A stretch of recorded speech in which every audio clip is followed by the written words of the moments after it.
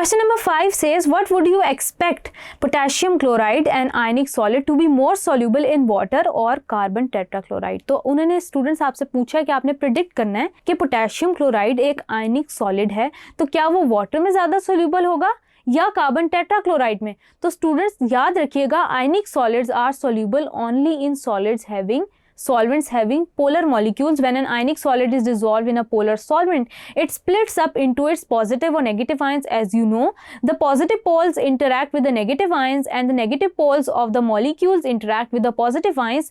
इस interaction को students हमने particularly thoroughly discuss किया था, इसको हम ion dipole interaction कहते हैं। इसी तरह आपने students ये एक अपनी justification दे दी, उसके बाद आप इसको KCl से relate करेंगे पोटेशियम क्लोराइड से कि वो भी एक आयनिक कंपाउंड है और वो सोल्यूशन के अंदर पोटेशियम और क्लोराइड आयंस देगा, तो उसके साथ वाटर मॉलिक्यूल्स इंटरैक्ट कर रहे होंगे, जबकि कार्बन टेट्राक्लोराइड नॉन पोलर है और उसकी डायपोल मूवमेंट भी नहीं है, तो इसलिए वो उसके अंदर सॉल्यूबल नहीं होगा।